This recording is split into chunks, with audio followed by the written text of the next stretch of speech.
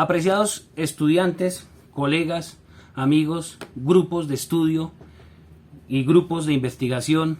tales como GMH, Derecho Procesal, Administrativo, Laboral, etcétera. Muy buenos días. El tema que me corresponde hoy en día es la Ley 2213 del pasado 13 de junio del 2022. Espero no saltarme el tiempo y no demorarme demasiado, aunque es un tema bastante amplio el que tenemos que tratar el día de hoy, razón por la cual empiezo sin más demoras, o inicio sin más demoras.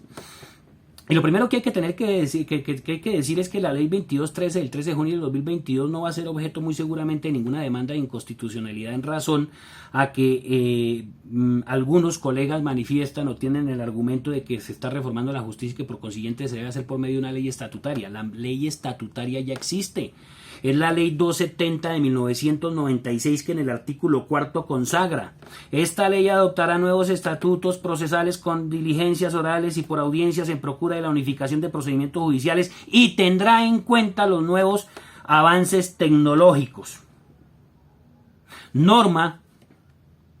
retomada por el Código General del Proceso en su artículo 103, el cual establece que se deben privilegiar las tecnologías de información y comunicación en los procedimientos establecidos o que se rijan por el Código General del Proceso. De igual forma, se va a presentar un inconveniente no tan grave como el que se presentó con el tránsito de legislación del decreto 1400 y 2019 de 1970 Código de Procedimiento Civil con la posterior expedición de la ley 1395 del 2010, reforma al Código General del Proceso, y la norma final ley 1564 del 2012 Código General del Proceso, en donde los abogados que nos graduamos antes del 2012 tuvimos que transitar por esas legislaciones y los procesos que estaban presentados con el decreto 1400 debieron seguir su cuerda procesal hasta el momento en que terminaron las actuaciones que estaban pendientes y se pudiera acondicionar o se pudiera tomar de alguna manera el Código General del Proceso. Pero posteriormente surge la ley 1395 del 2010 con la oralidad y con el sistema de reforma al Código General del Proceso, y las nuevas demandas tenían que ser presentadas con base en ese procedimiento. Y luego ya teníamos que aplicar dos tipos de procedimientos: el del decreto 1400 para las demandas que andaban en curso, el de la 1395 del 2010 para las que andaban, para las nuevas, y posteriormente y finalmente la ley 1564 del 2012 Código General del Proceso, en donde por algún tiempo a los abogados nos tocó manejar los tres códigos, los dos códigos y la ley 1395 del 2010. Y de pronto no hemos caído en cuenta que con la expedición de la ley del decreto 806 del 2020 y la ley 2213 del 13 de junio del 2022 pasa exactamente lo mismo. Tenemos tránsito de normas, señores, porque si nos ponemos a analizar o si observamos el tránsito de legislación, vamos a encontrar con que el decreto 806 fue expedido el 4 de junio del año 2020 y hasta el 4 de junio del año 2022. Pero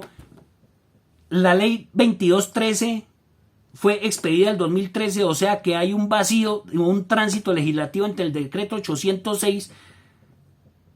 que fue derogado el 4 de junio del 2022, y el 13 de junio del 2022, con el surgimiento de la ley 2213, razón por la cual entre el 5 de junio del 2022 y el 12 de junio del 2022 tendríamos que volver a las normas de orden general establecidas por la ley 1564 del 2012 Código General del Proceso. ¿Y en qué nos afecta esto? Miremos las demandas. Las demandas presentadas entre el 5 de junio del 2022 y el 12 de junio del 2022 por remisión del Código General del Proceso deberían ser presentadas tal y como lo establece el artículo 82 y subsiguientes de esa norma procesal. En físico, con traslados a los demandados, con traslado para el archivo en un expediente con la carátula radicado en la Oficina de Asignaciones de Carácter Judicial. Claro, hubiera sido un retroceso bastante grande y por eso adquiere relevante importancia el artículo 103 del Código General del Proceso, que establece uso de las tecnologías de información y de las comunicaciones. En todas las actuaciones judiciales deberá procurarse el uso de las tecnologías de información y de comunicaciones en la gestión y trámite de los procesos judiciales con el fin de facilitar y agilizar el acceso a la justicia, lo cual permite que entre el 5 de junio y el 12 de junio se presente la demanda por vías electrónicas, porque se están privilegiando los medios electrónicos y ya existen las direcciones digitales a las cuales se puede acudir para registrar las demandas, porque la rama judicial ya cuenta con ellas, pero no se podría exigir de ninguna manera, por ejemplo, que se enviara copia al demandado, o que por el hecho de que algún abogado se le olvidó enviar copia al demandado se le vaya a inadmitir la demanda, o sea, causal de inadmisión. Porque esto no tendría razón de ser en razón a que no nos encontraríamos ni con la 806 ni con el 2213, sino que nos encontraríamos con el Código General del Proceso, que no lo exige. Pero no solo esto, también tenemos un grave problema con los poderes. Porque si bien es cierto, con el decreto 806 se crearon los poderes electrónicos por mensaje de datos, norma que debía ser aplicada desde mucho antes, porque es que está regulado desde la ley 527 de 1999, esto no es nuevo. Pero bueno, y vuelven a surgir los poderes electrónicos con algunas otras correcciones, con la ley 2213 del 13 de junio, pero entre el 5 de junio y el 13 de junio tendríamos que acudir a las normas que establece el Código General del Proceso del artículo 74 en adelante. Y el poder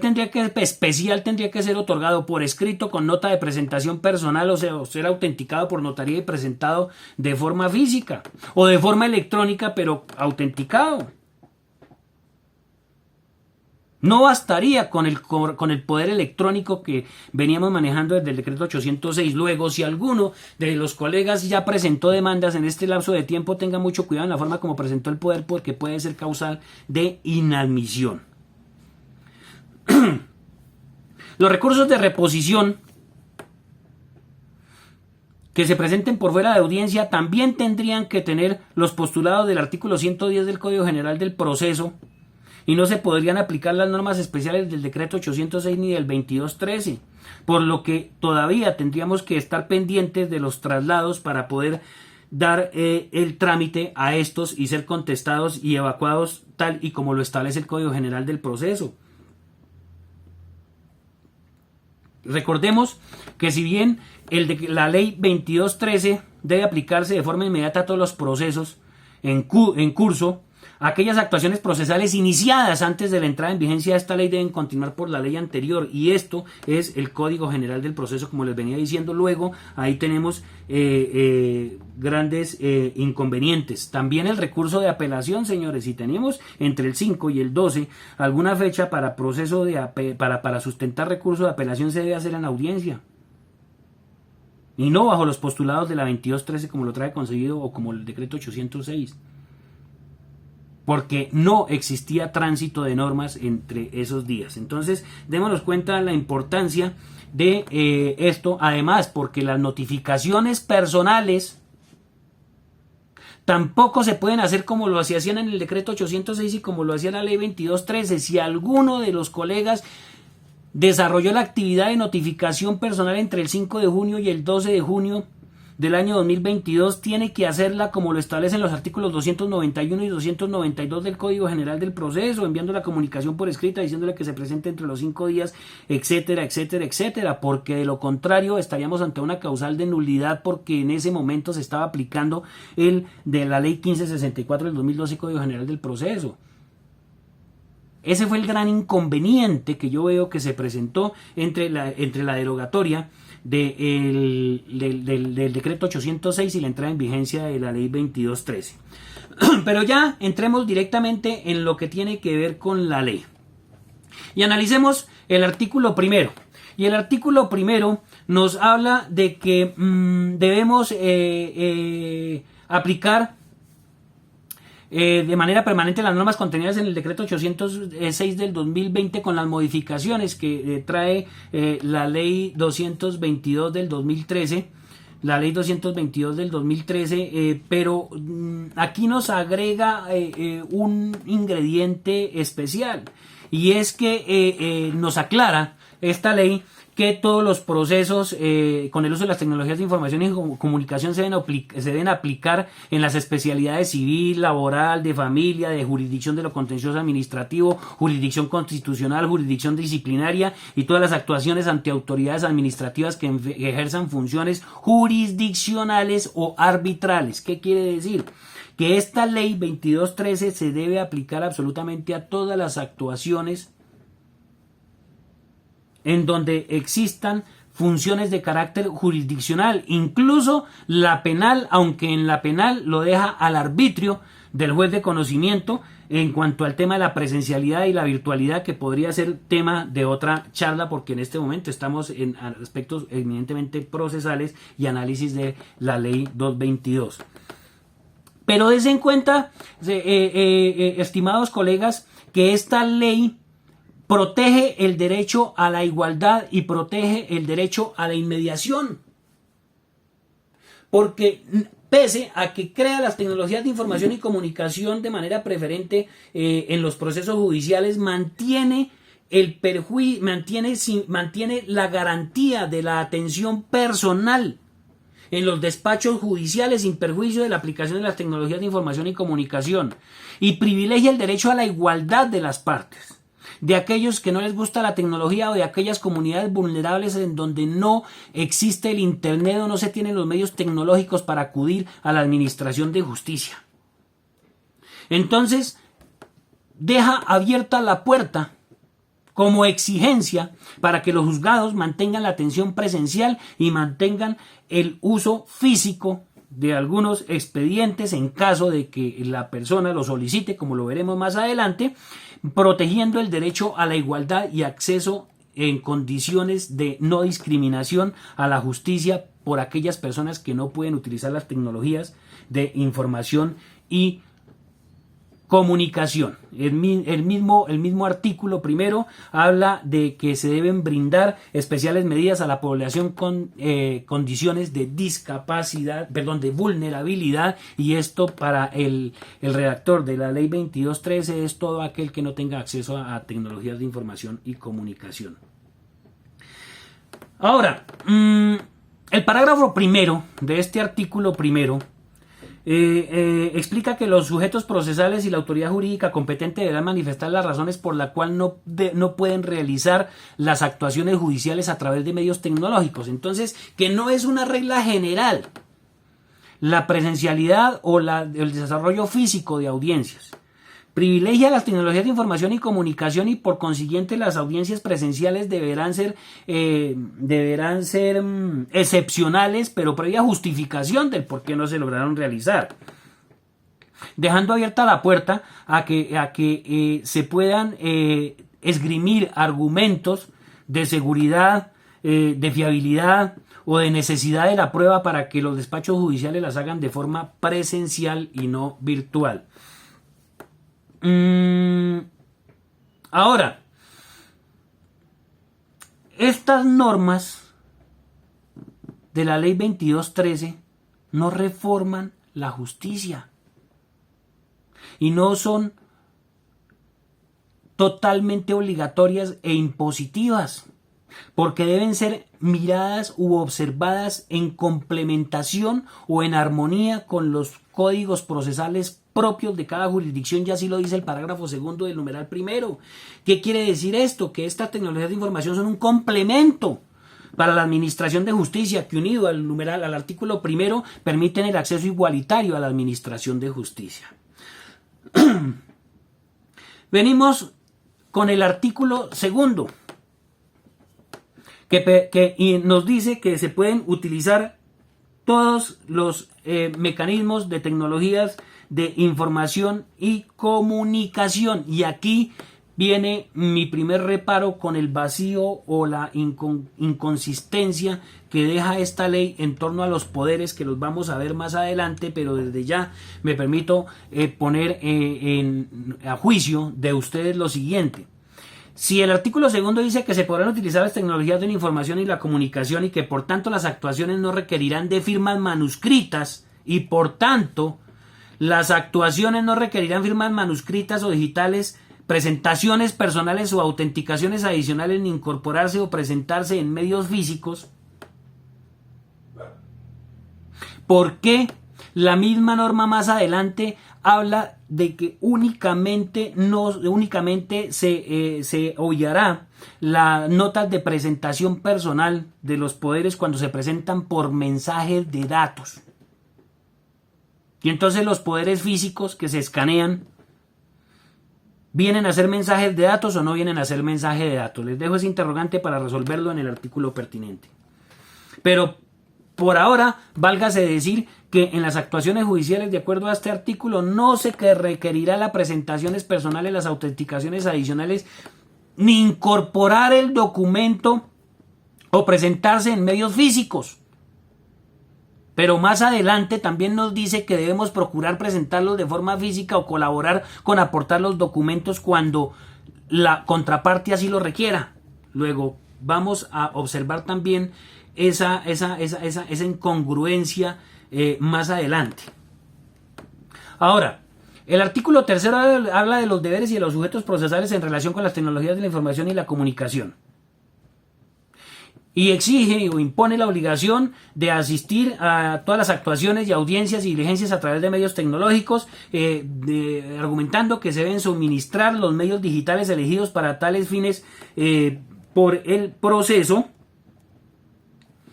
Pero no solamente para los abogados, también para los despachos judiciales, y aquí estamos teniendo un inconveniente grave para algunos abogados, y es el siguiente. Si bien es cierto, nosotros tenemos nuestro correo electrónico registrado ante el CIRNA, y es el que del CIRNA, del Consejo Superior de la Judicatura, y es el que debemos utilizar para todas las actuaciones de carácter judicial, observemos que cada juzgado utiliza una plataforma diferente, y esto obliga al abogado a conocerlas, a instalarlas o a tenerlas sin saber específicamente cuál de ellas se va a usar por determinado despacho judicial. Algunos utilizan el WhatsApp, otros el Microsoft Teams, otros el Zoom, otros el LiveSite. Aunque este LiveSite es el último y el que más se está generalizando. Pero los abogados tenemos que estar al pendiente de los despachos judiciales para ver cuál es el medio tecnológico que quieren utilizar, y a última hora mirar si lo tenemos, contar con los recursos tecnológicos, contar con los espacios necesarios para poder desarrollar las audiencias, porque no se cuenta con una plataforma específica para el desarrollo de audiencias. Pero al abogado sí se le exige que tiene que reportar su correo registrado ante el CIRNA, desconociendo incluso algunos conceptos de tutelas de la Corte Suprema de Justicia, en donde dice que es válido el correo electrónico del abogado reportado al despacho como medio de notificación, así no sea el que tiene registrado en el CIRNA. Pero a mí me pasó la semana pasada en una acción de revisión que tengo en la Corte Suprema de Justicia. Me emitieron un auto solicitándome que incluso que tengo que acreditar mediante certificación expedida por el CIRNA que ese es mi correo electrónico, y que ese corresponde al correo al que me enviaron mis poderdantes los poderes por mensaje de datos. Lo cual me parece un retroceso y me parece absolutamente arcaico, porque es más, es obligación del mismo funcionario judicial acceder al CIRNA y verificar el correo electrónico sin sin ponerle esa carga procesal al abogado. Pero bueno, ya lo hicimos y ya cumplimos con lo solicitado por la Corte Suprema de Justicia. Entonces, este artículo nos obliga a identificar los canales digitales elegidos para originar todas las actuaciones, y que de esto surjan todas las notificaciones mientras no se informe un nuevo canal. O sea que tenemos que notificar desde los correos electrónicos que nosotros reportemos y no desde otros distintos. El artículo cuarto nos exige que cuando no se tenga acceso al expediente físico en la sede judicial, tanto la autoridad judicial como los demás sujetos procesales colaborarán proporcionando por cualquier medio las piezas procesales que se encuentren en su poder. Si nosotros ya las enviamos por medios tecnológicos y ya están en el expediente digital, Es lo que interpreto yo. Y llega una persona y en armonía con el artículo primero y artículo segundo dice es que yo no quiero manejarlo por medios electrónicos porque no tengo la capacidad, porque no tengo la idoneidad, porque en el sitio donde me encuentro no hay redes de carácter tecnológico, porque se me estaría violando el derecho de inmediación y de igualdad, yo quiero mi expediente físico. Básicamente nos están diciendo que debemos proporcionarlos cuando el juzgado no los tenga, pero es que el juzgado los tiene en medios digitales. Y yo pienso que lo que debe hacer el juzgado es lo mismo que se hacía en antaño cuando uno llegaba, señorita, buenos días, necesito una copia del expediente. Sí, señor, déjeme su cédula y vaya y fotocópielo. Yo creo que el despacho judicial es el que debe coger una USB, grabar el expediente judicial y ir a la fotocopiadora que a costa de la parte que lo solicita, imprimir y entregárselo o imprimirlo y que el señor pague las copias correspondientes. Porque es que este no es un deber que venga de la ley 2213. Si se pierde algún documento o se extravía algún documento que esté en poder del abogado, pues se le debe requerir para que lo vuelva a presentar. De hecho, es en cuenta como el decreto 806, a propósito, no lo vi en la 2213, acabo de caer en cuenta que no lo vi. ¿Sí? Dice que nosotros presentamos presentamos los documentos en medio electrónico, pero por ejemplo en el caso de los títulos, valores, nosotros debemos conservar el original y declarar bajo la grave de juramento que tenemos el original y que debemos presentarlo en el momento en que el juez así lo disponga. Luego es una obligación que tenemos que cumplir nosotros como abogados, pero de ahí a que tengamos que entregarle el expediente físico a la contraparte porque no puede manejar los medios informáticos, pues ya es un poco complicado, porque para mí esta es una función propia de los despachos judiciales y que se debe manejar de manera análoga como se manejaban las fotocopias en su determinado momento. Y aquí venimos al artículo 15, al artículo 5, que es donde viene mi principal inconformismo, porque le faltó al juzgado haber quitado de manera definitiva, le faltó al legislador haber borrado de manera definitiva el tema de la autenticación de poderes que resultan anacrónicos y resultan desgastantes y resultan erogaciones injustificadas para el cliente, porque es que en fin de cuentas uno no es el que va a pagar esas expensas. Y entonces el artículo 5 nos dice: los poderes especiales para cualquier actuación judicial se podrán conferir mediante mensaje de datos. Sin firma manuscrita o digital, con la sola antefirma, se presumirán auténticos y no requerirán de ninguna presentación personal o reconocimiento. ¿Y esto qué quiere decir? Que solamente los poderes electrónicos en donde se pueda observar, de acuerdo al artículo 2 de la ley 527 de 1999, la firma como antefirma, no requerirán autenticación. Pero ¿y qué pasa con los poderes que yo hago que el cliente firme y luego los escaneo y los envío por medios electrónicos? ¿Serán válidos o no serán válidos? La mayoría de los juzgados, lamentablemente, están inadmitiendo o están requiriendo para que se hagan las notas de presentación cuando el poder se envía escaneado, diciendo que no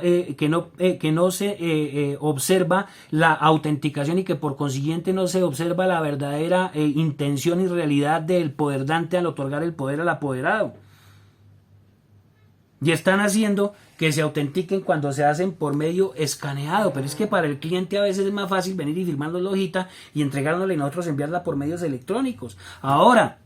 si nos vamos estrictamente al artículo 2 literal A de la ley 527 de 1999, el solo archivo escaneado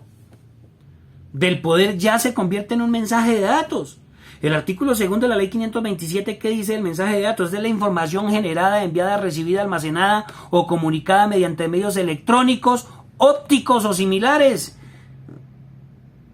Internet, correo electrónico, telegrama, fax o telefax. Y en el momento en que yo digitalizo el poder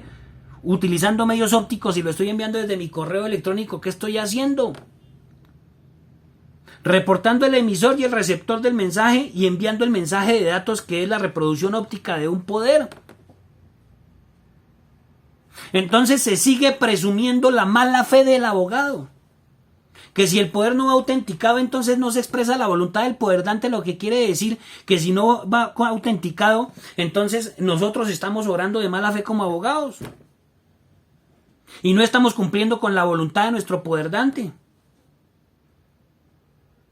Las reglas de la lógica y la sala crítica enseñan que si yo, abogado, presento una demanda en nombre de Pepito Pérez, quien me otorgó un poder con su firma, es porque me otorgó el poder y tengo las facultades, de lo contrario no voy a presentar la demanda. Y si aún existe duda en si era su verdadera intención o no era su verdadera intención en la audiencia inicial, se puede interrogar al poderdante sobre el poder que se otorgó. Pero en este momento, incluso con la ley 2213 del 2022, queda volando, queda flotando el tema de los poderes que se imprimen en hojitas, se hacen firmar y que luego se escanean y se envían por correo electrónico, porque los jueces tienen la teoría de que como no está el correo del emisor, o sea, del poderdante, al receptor, o sea, apoderado, entonces que no se puede tener dentro de la calidad de poderes por mensaje de datos y por consiguiente requiere autenticación personal. Mi consejo, señores abogados, es que mientras se hace una unificación de criterios o se impone algún tipo de regulación al respecto, si se va a hacer el poder escrito y firmado para luego escanearlo, pues lo aconsejable es la nota de presentación o la autenticación en notaría mientras se dirime este tema de la necesidad de la autenticación o no, aunque para mi gusto y bajo una interpretación absolutamente amplia, si miramos el artículo 5 en armonía con el artículo 2, como les había anunciado al principio, el artículo 2, ¿qué nos dice? Nos dice que las actuaciones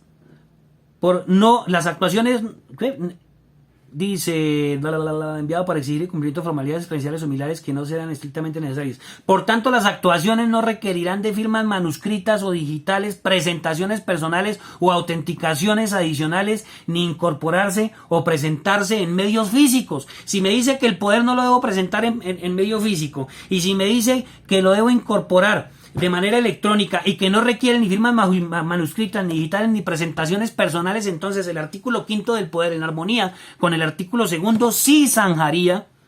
el inconveniente de la autenticación en notaría de los poderes. Lo dejo a juicio de ustedes porque hasta ahora lleva la ley 3 días y todavía necesitamos saber qué ruta van a tomar los jueces con base en ese artículo 2 y artículo 5 en cuanto a los poderes. Ahora, el artículo 6 nos habla básicamente de la demanda y nos dice que en la demanda se deberá iniciar el canal digital donde debe ser notificada a las partes, sus representantes y apoderados. Ojo, el canal digital, no el correo electrónico. A usted no le pueden inadmitir la demanda porque no anexa el correo electrónico cuando dice que usted ha tenido contacto con el demandado por medio de WhatsApp y que le envió la copia de la demanda al WhatsApp, en donde usted, aparte de declarar bajo la grave juramento que ese es el WhatsApp, demuestra con conversaciones que haya tenido con esa persona que efectivamente es el canal digital conocido para presentar la demanda, y no solo la demanda sino también las notificaciones. Entonces se puede utilizar cualquier canal de carácter digital. ¿Listo? ¿Y qué más nos dice el artículo 6? No obstante, en caso de que el demandante desconozca el canal digital donde deben ser notificados los peritos, testigos o cualquier tercero que deba ser citado al proceso, podrá indicarlo así en la demanda sin que ello implique su inadmisión. Pero ¿qué ocurre aquí? Si yo presento la demanda, así sea por medio electrónico, y manifiesto que desconozco la dirección electrónica del demandado o de los peritos o de los testigos, me impone la carga de remitirme al Código General del Proceso, porque acuérdense que arriba ya hablamos de que esta es una norma complementaria. Y por tanto, al ser complementaria y al desconocer las direcciones digitales, ¿qué me toca hacer? Para el tema de las notificaciones de la demanda y el resto de asuntos relacionados con su trámite, entonces tengo que enviarlo de acuerdo a como establece el artículo 291 y 292. ¿Qué quiere decir esto? Que si desconozco el canal digital donde debe ser notificado el demandado no necesito enviar la copia de la demanda tal y como es exigido por este artículo, sino que simplemente la presento y cuando se enterará el demandado, pues como se hacía la antigüita, cuando con base en el artículo 291 y 292 se pueda tramitar el tema de la notificación, sin perjuicio de un parrafito muy bondadoso que está más adelante en las notificaciones personales, en donde yo ahora le puedo solicitar al juez que requiera a alguna entidad para que me informe cuál es el correo electrónico a donde debo notificar. Muy acertado y en buena hora este artículo, pues muchas veces yo sé que el demandado está afiliado a determinada EPS o que el demandado trabaja en tal parte pero no tengo su correo electrónico, razón por la cual le puedo solicitar al juez que oficie a esa empresa para que le informen cuál es el correo electrónico que el trabajador reportó, o al fondo de pensiones o a la EPS, para que informen al juzgado cuál es el correo electrónico que figura allí reportado, incluso a los mismos bancos. Pero ya vamos a hablar de eso cuando lleguemos a notificaciones. Por ahora, entonces el tema es que si se presenta la demanda y se desconoce el canal digital, no se necesitará enviar al demandado ni podrá ser causal de inadmisión, y por el contrario, se enterará al demandado de la demanda pues cuando se agoten los requisitos establecidos en el artículo 191 y 292 del Código General del Proceso. Ahora, este mismo artículo, en cuanto a la demanda, ¿qué nos dice? En cualquier jurisdicción, incluso en el proceso arbitral y las autoridades administrativas que ejerzan funciones jurisdiccionales, salvo que cuando se soliciten medidas previas o se desconozca el lugar donde recibirá notificaciones el demandante, al presentar la demanda, simultáneamente deberá enviar por medio electrónico copia de ella y de sus anexos a los demandados. Cuando yo solicite medidas cautelares, bien sea en procesos declarativos o bien sea en procesos de ejecución, de aquellas consagradas en el artículo 590 y subsiguientes del Código General del Proceso, incluso las genéricas creadas en el artículo 590 del Código General del Proceso, o las innominadas, de las cuales ya hablamos en otra oportunidad, no tendré por qué, con la presentación de la demanda, enviar copia de la demanda y sus anexos al demandado, porque sería prevenirlo mientras se materializan y mientras se protocolizan las medidas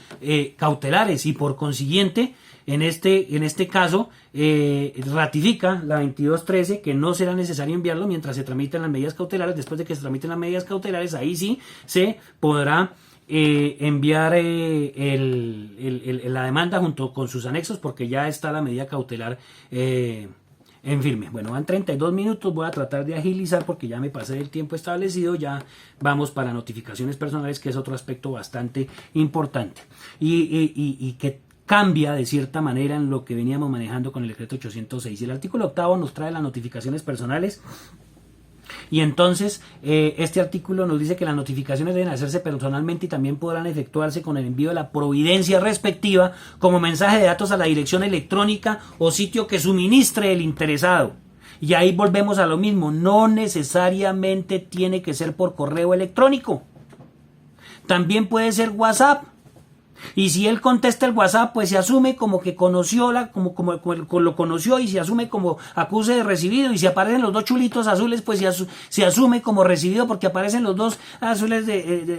los dos chulitos azules. O si le doy clic derecho al mensaje y le doy info y aparece ya leído, pues entonces es porque ya lo leyó y porque está el acuse de recibido. Luego, no nos dé miedo notificar por WhatsApp. Ahora, cuando yo presente las direcciones de correo electrónico o WhatsApp, debo informar la forma como los obtuve y allegar las evidencias correspondientes. Pues en el correo electrónico no basta con simplemente hacer la declaración bajo el agravio de juramento, que cuando se presente el acuse de recibido, pues ya se entenderá que ese es el correo electrónico. Con el WhatsApp es un poco más complicado, porque yo tendría que demostrar que he tenido conversaciones o que hemos tenido interacción o comunicación con él de alguna otra manera por intermedio de WhatsApp, para demostrar que efectivamente así lo obtuve y que esa es la dirección a donde debo notificar. Y ojo con esto, que es muy importante, y que se mantiene y que se amplía para los traslados, lo cual me parece también muy conveniente, y que ya vamos a hablar más adelante de eso. Y es que la notificación personal se entendería realizada una vez transcurridos 2 días siguientes al evento del mensaje, y los términos empezarán a contarse cuando el iniciador recepcione el acuse de recibido o se pueda demostrar por otro medio o constar el acceso al destinatario del mensaje. Y esto se adiciona y viene en armonía con las acciones de tutela que se presentaron ante la Corte Suprema de Justicia, en el entendido que para el decreto, cuando se emitió el decreto 806, entonces los 2 días empezaban a contar a partir de cuando envíe el correo electrónico el mensaje de datos. ¿Y qué dijo la sentencia C420? No, señor. Los términos empiezan a correr cuando hay acuse recibido, cuando se puede demostrar por cualquier medio que el destinatario del mensaje de datos tuvo acceso a él. Y así se corrigió y se plasmó en el decreto 2213. Luego no basta, señores, con enviar el correo electrónico, sino que se debe hacer el acuse de recibido. No sé si los colegas ya sepan que las entidades de correo, las entidades tradicionales de correo como Servientrega, como Interrapidísimo, etcétera, para no quedarse colgados con las tecnologías de información y comunicación,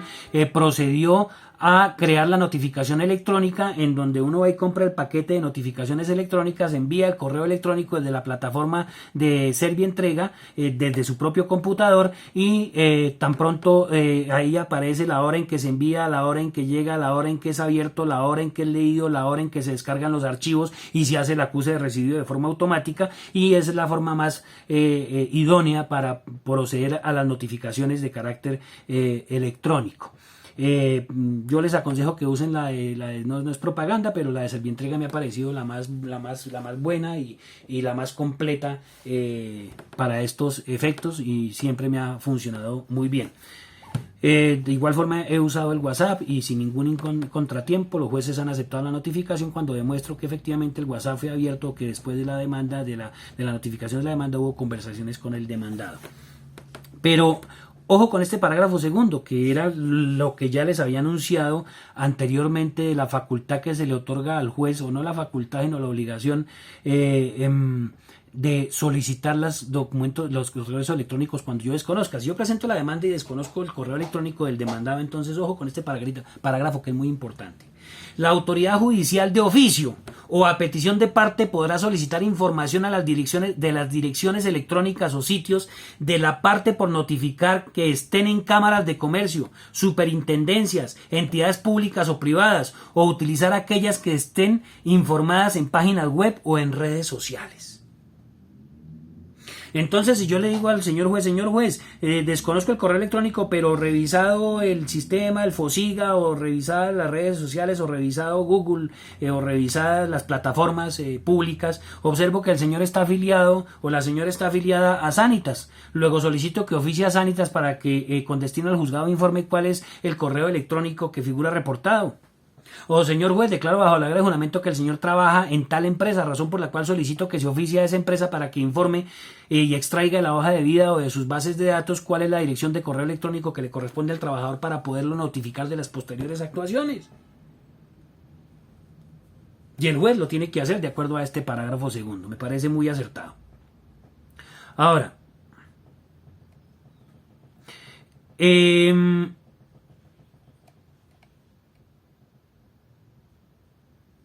con el artículo 9 prácticamente se está derogando o dejando nugatorio o ineficaz el artículo 110 del Código General del Proceso, aunque se necesitará para algunos momentos especiales, pero ya no se utilizará para los traslados como lo establece este artículo.